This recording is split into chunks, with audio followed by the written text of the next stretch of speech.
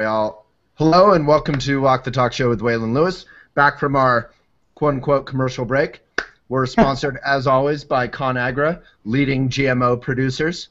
And I'm here with Eoin Finn of Blissology, a leading yoga celebrity, despite, Eoin, your lack of participation in the Instagram yoga craze. So we're here to talk about yoga, Instagram, the future of yoga culture, and the pressure on yoga teachers now from students to sort of skip all the yoga stuff and just focus on transmitting a yoga pose that we can then take photos of ourselves doing, right? So, yeah. Eoin, you were saying, you were talking about you're a leading teacher. You're teaching at all these festivals. You feel some new pressure, despite being outside of that Instagram world. You're not really that active in it. You feel some new pressure from students. What's going on there? Yeah, I feel like one trend I've felt over the years is when you go into these festivals, there is kind of an attitude of, and no one says it in this exact language, but I would sum it up like this, and when I'm talking about our teachers training courses, the way we summarize it is, what can you do for me to help me get better at my Instagram yoga poses to increase my following?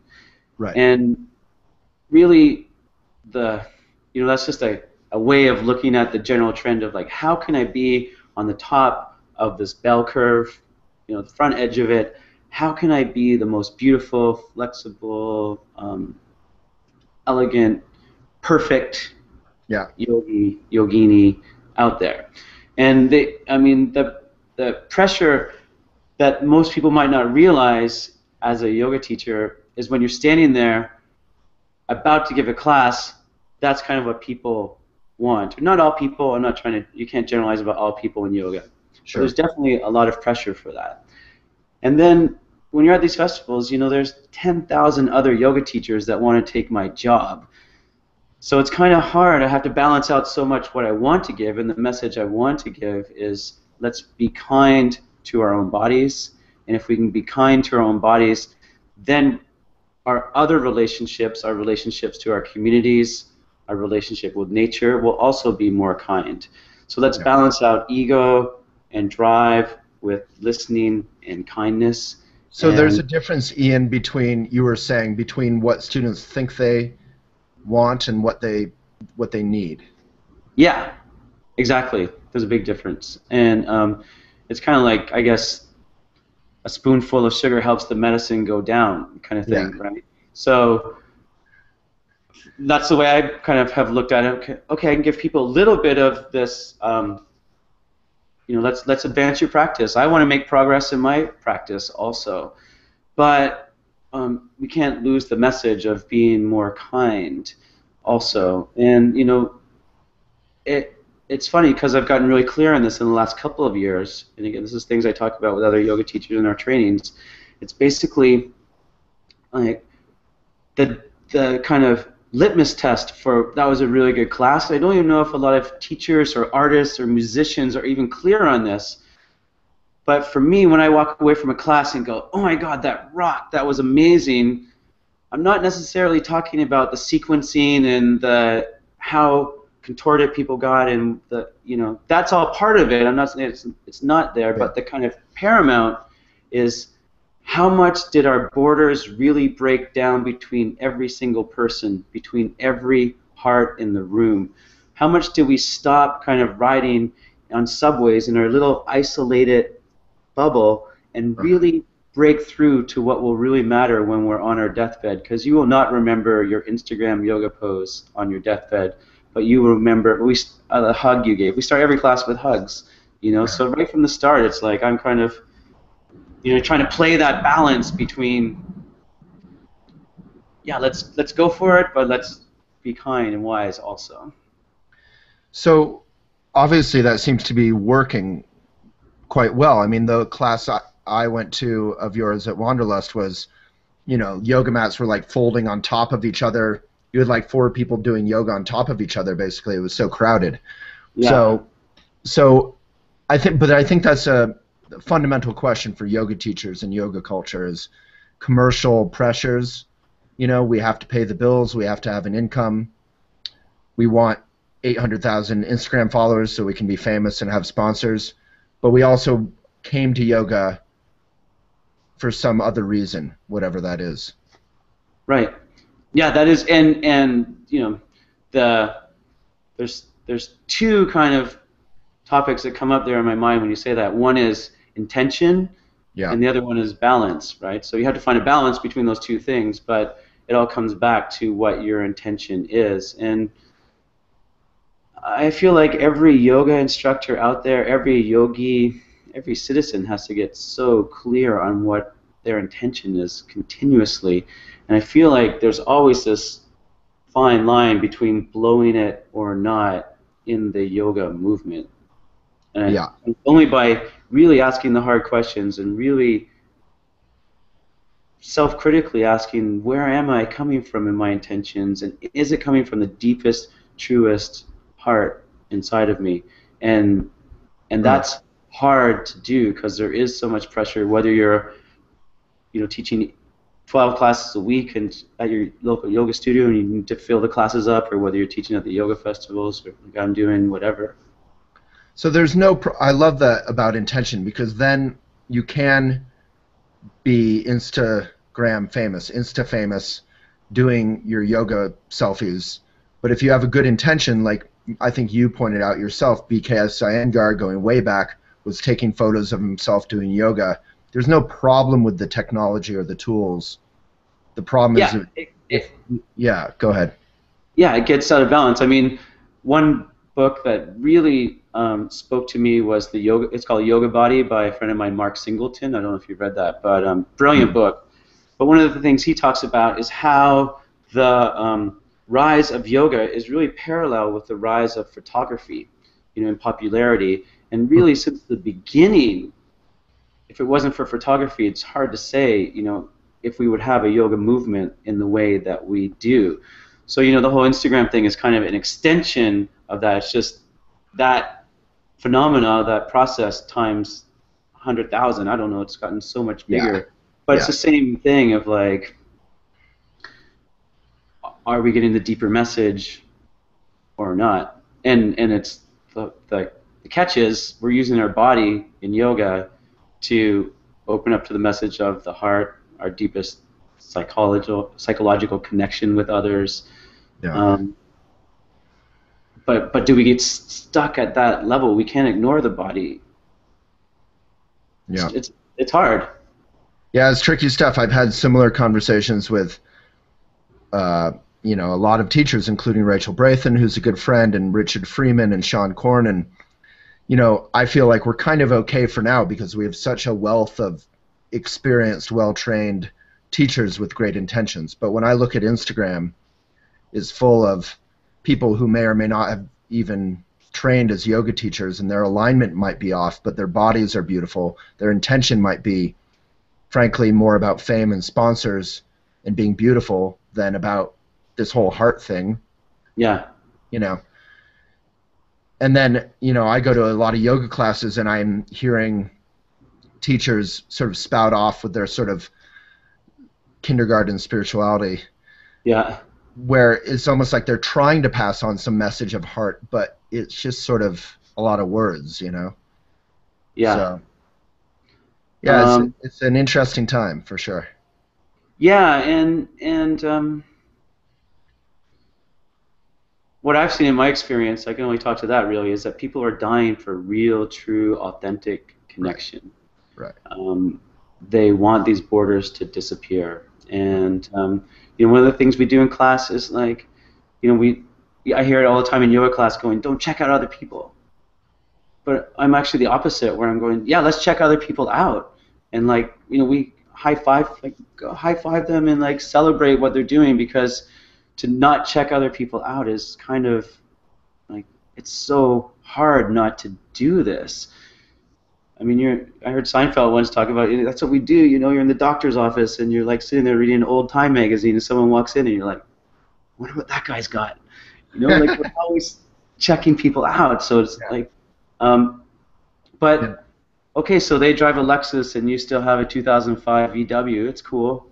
you know, to just deal with things on that level, to really start right there in the physical yoga practice of, okay, this, you know, I learned this the hard way because I don't think there's been anyone that was as tight and inflexible as me. In fact, when you mentioned the people that just rose to Instagram stardom, Yeah. because they were really good or gifted at something, I'm the opposite, where I've probably taught, I don't even know, 60,000 people. I've done a rough estimate, and I've never seen one person who was as tight and inflexible as I was over 20 years ago. You know, it was Wow. like I was a disaster. And so I had to really learn about that acceptance, kindness, patience. All these things are more important than flexibility ever were for happiness.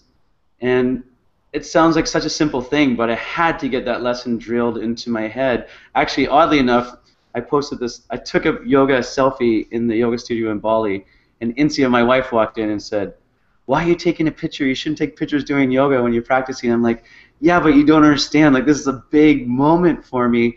I've been trying, you know, the lateral splits that, like, you take your legs out to the side. I'm like, I have been trying for 25 years this pose, and finally today, I got my crotch on the floor. You know, it's like finally, like, Yeah. I've had students who come in after 5 years, they get this, um, and it was kind of like my moment of Instagramness, you know, where it was a message that I filled up on the page, but it was really authentic. I'm like, oh my God, this is beautiful, and I appreciated the support, you know. So there is a good side of it, but all I'm saying is, back to the topic, is that I'm grateful that I wasn't an Instagram Yeah. celebrity. If they would have had Instagram when I started yoga, but so to speak, that this stuff didn't come easily to me. A guy just applied for our teachers training today, and he said, "I'm really tight. Should I apply?" I'm like, this is so beautiful. Being a tight and flexible guy was my biggest lesson. Yeah. Yeah, Richard Freeman loves to say, and he actually means it, which is why it's inspiring. He says, as you've probably heard him say, like, if you're tight and inflexible, you're naturally better at yoga, because yoga is when you're on that edge and you're trying to breathe into that tightness. And if you're tight, you can get there very easily. Right. Yeah. If you're, you know, flexible, it's actually harder to kind of pull it in and keep integrity in your poses. Well, that's the work with alignment, is actually to create resistance for people like that, and to stabilize, you know. So it's interesting. I've been pretty close with Yoga Journal for many years, and it was interesting seeing, you know, for many, many years, when Elephant's been around 12 years now, I've seen teachers, you know, kind of work their way up into doing the Yoga Journal conferences, and it would take a lot of time, and they would get a ton of training, and it was almost like they'd be in the minor leagues for a couple years working super hard, and then they'd finally make it, and then, you know, they become sort of one of the experienced great yoga teachers that are looked to and as examples. And now I finally have seen Yoga Journal sort of give in, which is not a bad thing, but it is interesting, to the kind of Instagram fame and the, you know, Tara Stiles, the Ford model, you know, these people who have amazing power and are obviously idolized by millions, but haven't kind of trained in the traditional sort of lineage way, where, like a samurai sword, they're kind of hammered and hammered and hammered until they're ready. And you know, there's a lot of pressures, like you were saying, on yoga teachers at Wanderlust. There's 10,000 other yoga teachers who would love to take your place if you're not filling your classes. Yeah. There's the same pressure now on Yoga Journal with Wanderlust festivals and Hanuman and all these. There's yoga festivals in every town of the U.S. now. Yeah. So it's funny, like, from a Buddhist point of view, when I grew up in a Buddhist family where lineage is really everything, that there's no sort of reference point in yoga culture beyond individuals, perhaps, for any kind of lineage now. It's all about get your 800,000 followers on, and there's so many yoga people who I don't even know who have 800,000 followers on Instagram. and that's all you need. And then you get the sponsors and you have the life. And on some level, it's a beautiful inspiration. You want right livelihood, doing what you love. Yeah. But I guess I'm just offering that it's a little sad to me that there's no one sort of making sure that yoga won't break our bodies, you know, that the alignment, that the breath, that the intention is properly transmitted. That's a biggie. Yeah, just a light topic. No, I mean, there's a few things in there. I mean, definitely, yeah, that's it. Is, you know, it's harder to be clear of your intention, as we were mentioning a few minutes ago, when there's pressure on, you know, and pressure to pay bills, you know. Right. So you know, that's when compromises really get made. And yeah, yoga is becoming more and more saturated, whether it's at the yoga teaching level, whether it's the conference level as a teacher, or whether it's the people running the conferences. There is more popping up all the time, and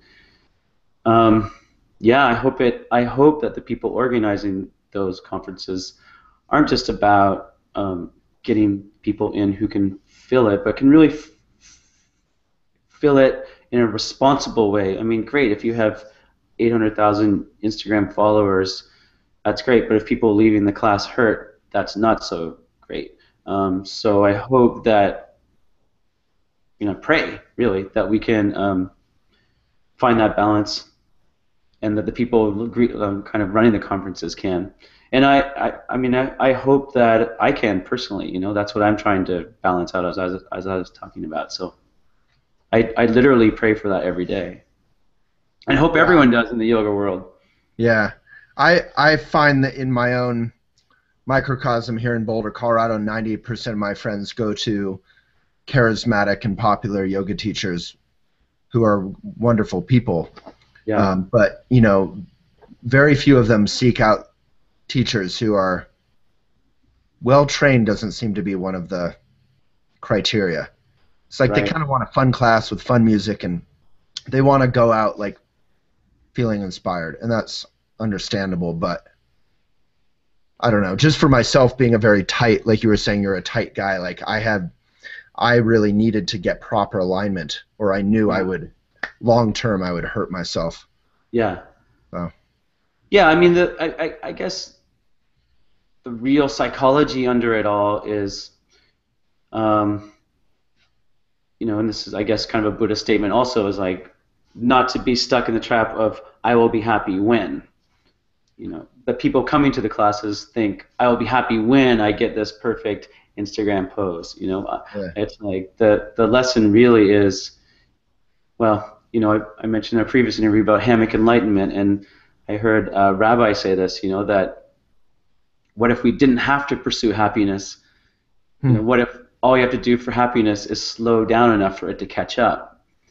Wow. And you know, think about that, and that to me is really speaks to what I'm trying to present. And it's like, what if you didn't have to have this perfect pose, and what if we could just slow down enough and feel that trying to find happiness, trying to find love is like trying to bite your own teeth. It's just there, and that it's just by letting go of this need to be on top of a bell curve that really hurts us. I mean, when I say hurts us, I mean hurts our bodies, our own relationships, hurts our communities, and hurts the planet. I'm talking about the larger us.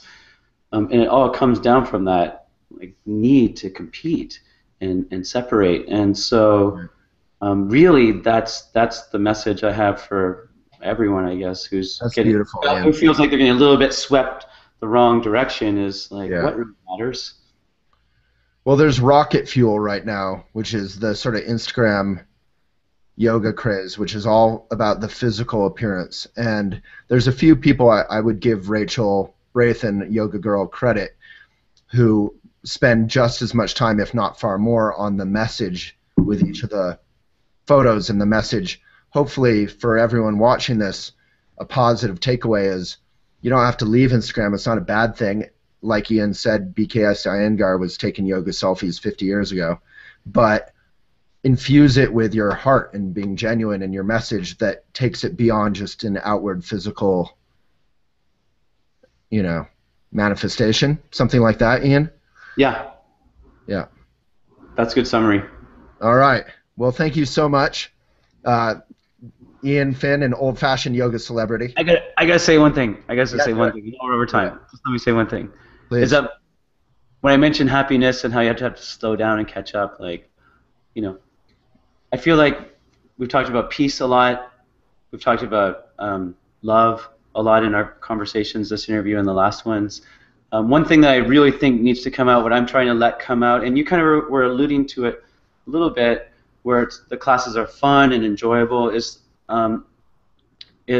classes need to have that element. Not the whole time, but I feel like, for me personally, that being around a 3-year-old all the time is so enlightening.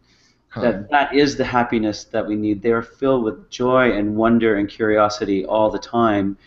And my fear about Instagram yoga, and I mean that more of, when I say Instagram yoga, I'm meaning, again, about perfectionism, about feeling like you need to be perfect and do this stuff perfectly to compete with others, is perfectionism is the enemy of your joy body. It's the enemy of your inner child. So that's kind of, I guess, what I would leave it as the ultimate litmus test, having thought about that, is your yoga practice opening you up to your own inner child? Is it making you sing and dance like a little kid, or is it making you overly rigid in your pursuit of perfection? Wow, beautiful, man. Well, ladies and gentlemen, Ian Finn, thank you so much. Blissology. Thanks, Waylon. Good man. And we have a lot more to talk about, so hopefully we can do it again sometime. I hope so. Yeah. So as always, you can find us on youtube.com/Waylon H. Lewis. Many conversations with other yoga teachers as well. And SoundCloud. And Ian, thank you so much. Peace, guys. Thank you.